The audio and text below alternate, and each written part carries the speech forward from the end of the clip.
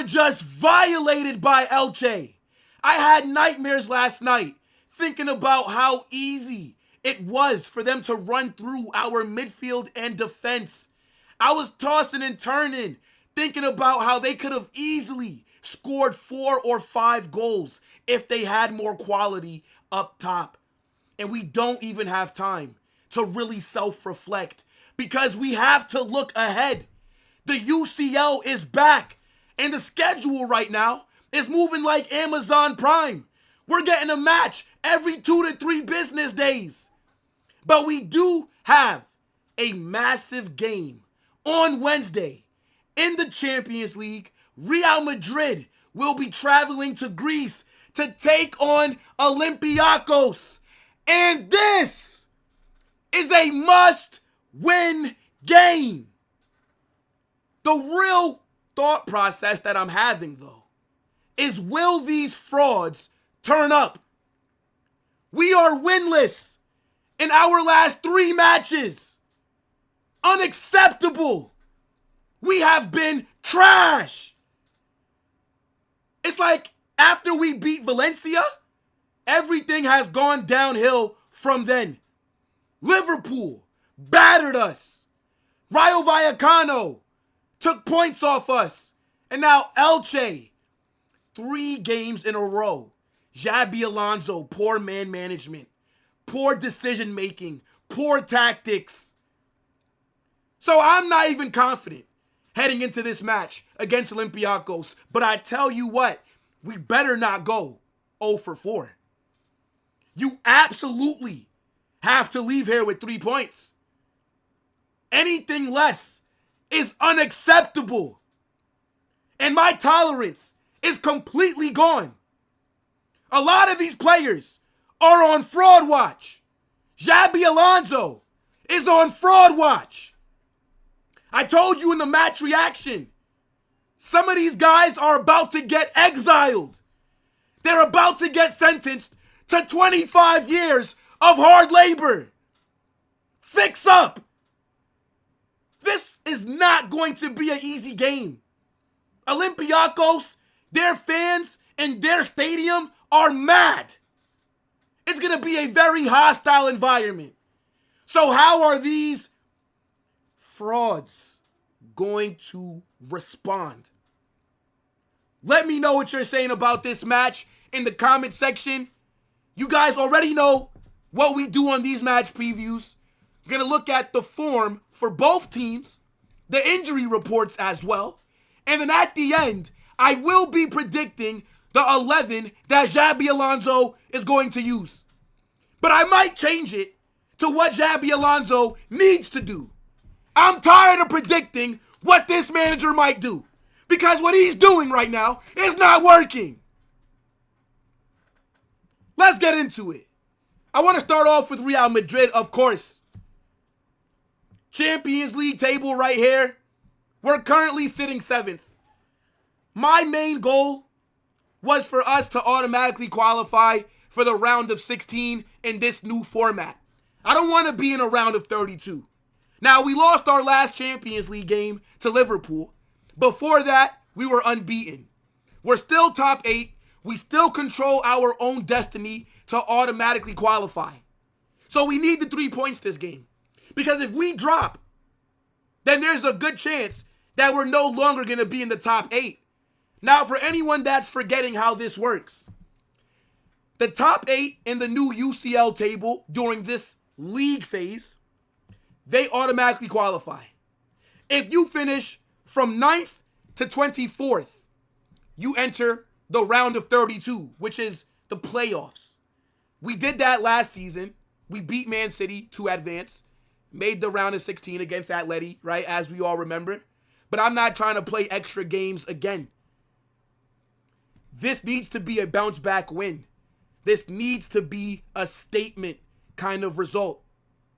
Because it's not looking good right now. The vibes in the fan base are not at a good level. We've essentially messed up the lead that we had at the top. We still are first in LaLiga, but only by 1 point. Barcelona are right there. So it's not lonely anymore. It's crowded a bit. They're right behind us, drawing our last 2 games. And with the form that both of us are on right now, they just battered Bilbao. They're back at the Camp Nou. They're going to be up for it. Look at us. Pathetic performances I have seen. Ridiculous, bro. Dropping against Rayo Vallecano. Dropping against Elche. And the thing is, we're lucky. We're lucky to leave that Elche game with the point. 13 games played in La Liga, 10 wins, 2 draws, 1 loss. Plus 16 goal difference. Not good enough. In the Champions League, 4 games, 3 wins, 1 loss, plus 6 goal difference. Not good enough. Now, the last game that we played was against Elche. And the way that I'm talking about them, you would think that they were King Von, back in his prime, terrorizing the streets of Chicago. They walked us down. They should have won. In the first half, the chances that they created alone, the mistakes that we made, very lucky that it was 0-0 at the half. Thibaut Courtois having to make big save after big save. The best player this game to me was Trent and Courtois. They're the only ones, in my opinion, that can hold their heads up and say they did their job. I know that Housen scored.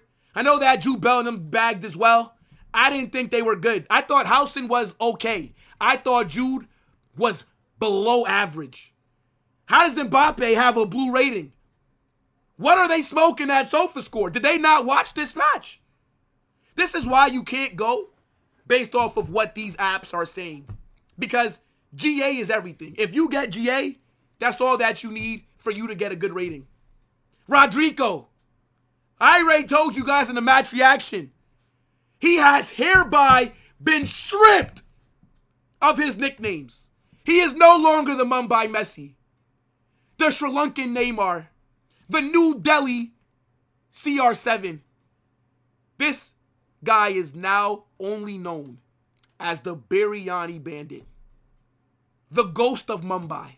That is how we will be referring to man like Rodrigo, because this season he has been a disgrace. The subs, once again, Xabi did some good things with that, but you bring on Brahim Diaz at the end. Vinicius comes off the bench, does nothing. Arda Güler, disaster class. Ceballos, mid.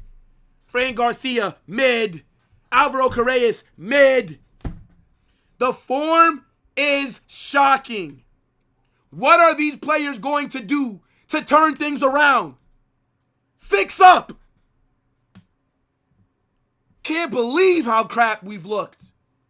It's ridiculous, bro. The international break is over, and I'm already prepared for the next one. I wish that another break was coming in a week. Because this team right now, I don't know what's going on. I don't recognize my club. The last 15, 16 months, what is going on with us? Absolutely ridiculous, man. Let me know what you guys are saying about Real Madrid and how things are at the moment. Do you think we can turn things around against Olympiacos? Now, I do want to talk about the gyro merchants, okay? Percy Jackson and the Lightning Thief FC, right? Giannis Antetokounmpo FC. You know what I'm saying? Lamb on Rice FC. That's what Olympiacos are, okay? But right now, in the Greek league, they are top. They are the best team from that country, right? Olympiacos, everyone knows them, right? They're known for dominating domestically. Now, I don't know what they're doing in the UCL, to be honest, right? Because when I'm looking at this Champions League table, I don't see them in the top 12. Now, we are going to scroll down because the last time that I watched Olympiacos, they got battered by Barcelona, right? I think Barca put like 5 on their head tops. And even though I think we are better than Barcelona, we don't attack how they do. So if Barcelona scored 5 on them, I can tell you this right now. We are not going to do that. We are not. What was the score of that Barca game? 6. Barca scored 6. I thought it was 5. Yeah. We did a hate along for this game. Yeah. Barcelona absolutely battered them. Now look at where Olympiacos are sitting in the Champions League. They are in the 31st place. They are more than likely not going to qualify for the next round. They are winless in the UCL. 4 games, 0 wins, 2 draws, 2 losses, a -7 goal difference. How much do you want to bet that they're going to have their best performance against us? How much do you want to bet that the NPCs and the farmers that are in their 11, watch them turn up because it's time to play Real Madrid? Watch their goalkeeper channel Yasin's spirit against us. But they've not been good in the Champions League. Now, again, I know that they've lost to Barcelona. They drew with PSV in their last game. Who'd they play before that? Yeah, they lost 2-0 to Arsenal. And then they drew with Paphos. We should be slapping these guys. Let's be real. We should be going to Greece and giving belt to ass. They should be praying to Zeus, to Hercules, to Poseidon, to Hades. They should be on their knees asking the gods that they worship for mercy when it comes to playing Real Madrid. But instead, when they're going to look at our form, when they're going to look at the last 3 results that we had, they're going to feel confident. They're going to be thinking to themselves, bro, Real Madrid aren't on anything. We can go out there and go at them. Let's be honest. Why would they fear us? They've seen multiple ways to slow us down and to break our defense down.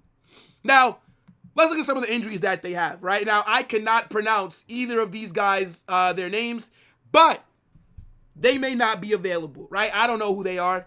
Maybe if some of you guys are watching Olympiacos, you can tell me more about these players if they're important, but these are their injuries. Let me know what you're saying about Olympiacos and if you guys think that they have a chance against Real Madrid. As far as our injuries are concerned, right, at the time of me recording, there's not been any reported injuries from that match against Elche. So hopefully nothing changes before I drop this video and nothing changes before that match against Olympiacos kicks off. Because we need everybody to be healthy. We need everybody that's available to be able to play. Because I don't think we're good enough right now to suffer through this injury crisis. David Alaba, who knows what's going on with him? More than likely not going to be available. Eder Militao got injured in a meaningless game for Brazil in a friendly. He's out for this match. They've already confirmed that. Man like Tchouaméni, arguably the best DM in the world. That game against Elche shows you why Tchouaméni is so important. No defensive presence in the middle for us. Tchouaméni would have fixed those issues. He is not available. Franco Mastantuono, a.k.a. Slim Shady. He's still dealing with that groin injury. I know that he's returned to training, but I highly doubt that we're going to pick him in this game. There's no need to rush him back. I don't really think Franco would have made that much of a difference anyways. Danny Carvajal is still injured, and Rudiger is out as well. So this is what the injury report looks like. It's a decent amount. And like I said, at the time of recording this video, nothing new since the Elche match has been reported. And hopefully it stays that way. Now, let's get into my favorite part of every single match preview. But from here on out, we're doing things different.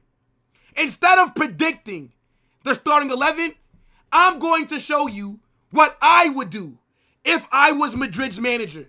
Because I'm tired of trying to figure out what the hell Xabi Alonso is going to do with the 11 and tactically. So now this is going to be what Carnage would do if I was the gaffer. So if you're still watching up until this point, smash that like button, subscribe to the channel, turn on those post notifications, and get in the comment section to let me know what you want to see with the 11. What changes from the last game do you think need to be made as well? Now, the formation that I would go with is the 4-2-3-1. Because with Tchouaméni not being available, I don't think the back three is effective, right? When he's there, we saw Tchouaméni cooks in that hybrid center back defensive midfielder role. But now that he's not there and seeing how the back three looked against Elche, no thank you. Do not run that against Olympiacos, okay? But in goal, we got to get Thibaut Courtois in here. Best goalkeeper in the world, and it's not close. We are Courtois FC.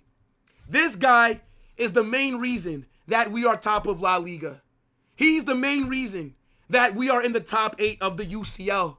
Every single match, he's making big save after big save after big save after big save. It's ridiculous.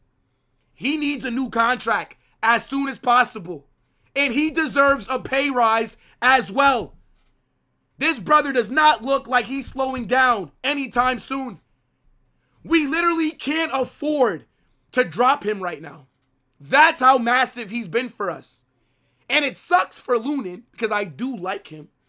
But with the team looking like this, Courtois has to be out there every game until the fucking Copa del Rey starts. Let's be honest. So, Courtois in goal. I don't think anybody's going to have any issues with that. At right back, Trent needs to return to the 11.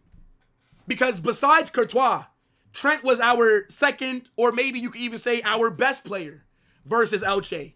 He absolutely cooked with his passing and with his delivery from corners. He gave us the most threat from the right side of our team than we've seen all season. The right side of our 11 was never a factor until this game against Elche, and that's because of Trent. His passing is ridiculous. His playmaking from that position, it can unlock a defense. So he needs to be out there. Defensively, still a bit shaky, but nobody rates Trent that highly because of what he does off the ball, okay? Generational passer right here. This is his position. Trent needs to be starting for Real Madrid. This is why we brought him here. So that's where I'm going at right back. Now, the center backs, Asensio on the right side, right? Let's not forget Militao is not available. And I actually think of the defenders, Asensio had the best performance. He didn't make any mistakes against Elche that were notable, right? Not like Housen and Alvaro Piraeus. And I actually think that Asensio defensively has been our, I'd say, most consistent defender now that Militao is not available, right? So Asensio, for me, starts again. Next to him has to be Dean Housen, who I don't think looked that good against Elche. He did score a goal that helped us get back into it, so that's a good thing. But at the same time, he's been shaky defensively. Like, the mistake that he made could have led to an Elche goal. He's lucky that Courtois is on smoke. He's lucky that Elche don't have the quality up front. I need him to start stringing together consistent performances. We need that.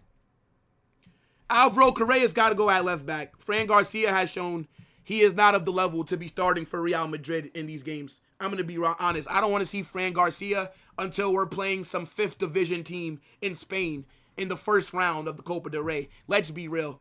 But Alvaro Correa's at left back. He also made a big mistake. Could have led to a goal. Luckily, again, it didn't. I think Piraeus, again, just like Housen, these two, their souls were taken at the Metropolitano. I'm going to be real. Like, that Madrid derby, they haven't looked the same since then. I'm going to be real. But this is the back line that I think is the best right now. Double pivot. I'm going to tell you this right now.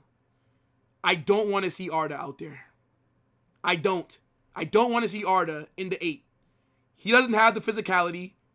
He's not a deep-lying playmaker as well. I think Arda can do a decent job there. But you're not going to get the best out of him in a double pivot. Arda, I'm going to tell you this right now, Arda needs to be in the 10. And Arda did not have a good game either. Let's not get this confused. Arda did not play well against Elche. But is that his fault or is it Xabi's? You guys can tell me in the comment section. Now, I would start Camavinga And I would also start, because it's between Jude and Valverde right now. I don't think Jude was good, even though he scored. And I think he got an assist. But overall, ineffective for the most part. But yeah, you could say that he contributed where it mattered. Now, I don't know if Fede Valverde is still dealing with a knock. I'm going to say, let's switch these two. Camavinga on this side. I'm going to say Jude. What the hell is going on here? Hold on, chat. This is bugging out. Why is Asensio in the midfield, bro? What is that? I'm going to say Jude. I would keep Valverde on the bench for this game. Let him get some extra rest. This is the midfield three that I'd want to see. Now on the left, we're going Vinicius. No Rodrigo. He's been shit all season, bro. Like, come on, bro. Like, yeah, we all rate him, but this guy is tanking his value at the moment. I can't even lie. Now, on the right, I want Mbappe. I'm tired of Mbappe in the 9. It does not work. His positioning is a big reason why we are struggling offensively. This guy is not a natural number 9. Now, I don't care who plays on either side. You can have Vinny here. You can have Mbappe on the left. I don't give a damn. Just keep them away from each other. I don't want them anywhere near each other. Pick a side. Put one of them there. Okay? And then in the 9, I am going Gonzalo Garcia. You guys saw when we brought him on against Elche, he did look good, was very decent.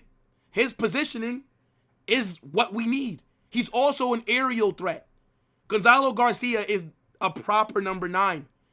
I do prefer him at striker over Endrick because Endrick, the guy is built like a meatball. He's 5'7", all right? 5'7", 170 pounds. This brother is built like a thick Latina, okay?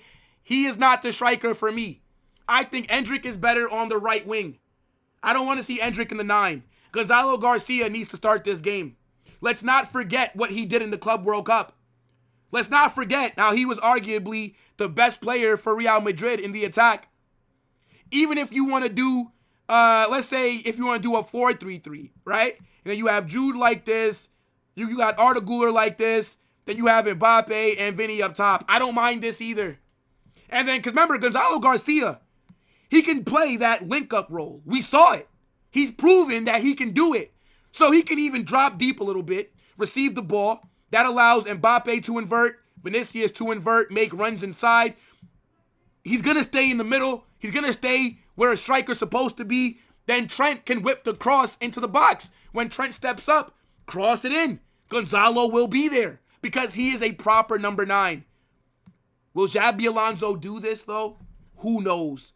Probably not. But this is how I would line up with Real Madrid. Get in the comment section. Let me know what you're saying. Smash that like button. Subscribe. Turn on those notifications. We will be live with a watch-along for this match.